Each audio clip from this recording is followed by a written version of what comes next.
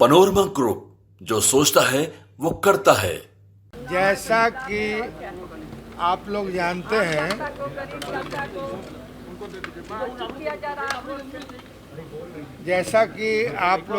हैं कि 3 महीने के बाद चुनाव हो जाएगा और पहली बार यहाँ चुनाव आयोग ने मतलब जब चुनाव प्रक्रिया शुरू होनी है तब इन्होंने मतदाता सूची में सुधार करने का अपना मुहिम चलाया।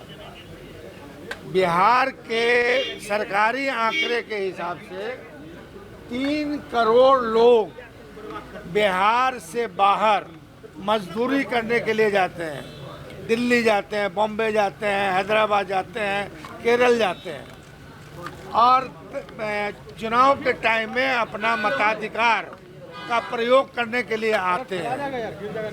तो अब आप बताइए कि जो अनपढ़ है और जो बेचारा गरीब जो है चला गया मजदूरी करने के लिए, उसके लिए चुनाव आयोग ने क्या व्यवस्था की।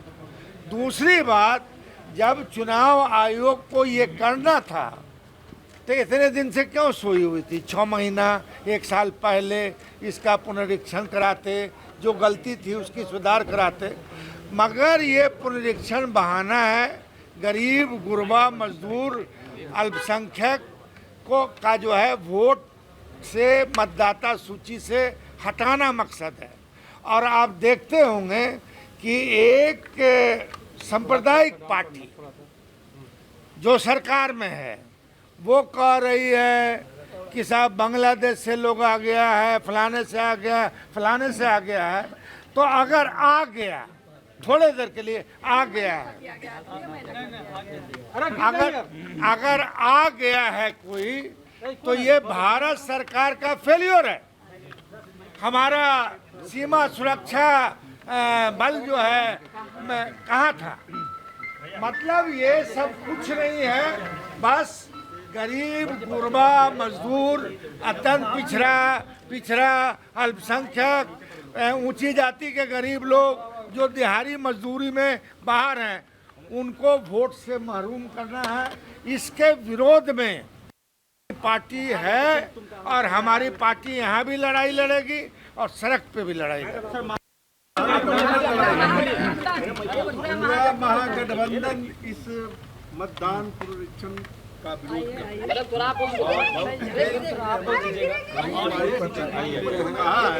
बिल्कुल सही कहा कि इस राज्य के जो दलित हैं, गरीब जनता, संख्यक है और जो इस राज्य से बाहर बड़ी संख्या में जो मजदूरी करने, अपना पेट पालने जाते हैं, वैसे सभी को मतदान से अलग करने की एक बड़ी साजिश है।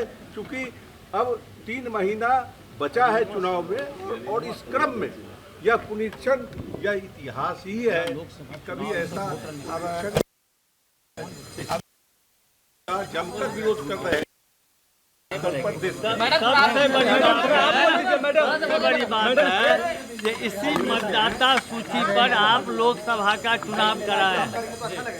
उनका अपना सर्वे है कि महागठबंधन जीत रहा है, उनका सर्वे कर रहा है कि इस मतदाता सूची पर हम हार रहे हैं। इसीलिए गरीब लोग, तबके के लोगों को मतदान से वंचित करा करके वो यहाँ सरकार को हिजक करना चाहते हैं, क्योंकि उन्हें लगता है कि इस बार हम चुनाव हार रहे हैं। महाराष्ट्र में उन्होंने दूसरा अपनाया और यहाँ तीसरा लाइन अख्तियार करके सरकार पर कब्जा करना चाहते हैं। यहाँ की गरीब जनता पूरी तरह से सतर्क है और इनको इसका जवाब निश्चित रूप से मिलेगा।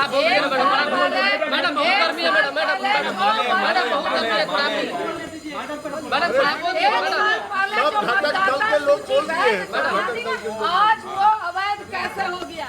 अगर वो अवैध हो गया तो सबसे पहले मोदी सरकार इस्तीफा दे करके नीचे आए, उसके बाद वो चुनाव इस तरह का वोट पुनरीक्षण कराए। इसलिए ये पूरी तरह से वो दलितों, गरीबों, मजलूमों को वोट से काटने का ये पूरी साजिश है और इसका विरोध हम तमाम पूरे महागठबंधन के लोग मिलकर के कर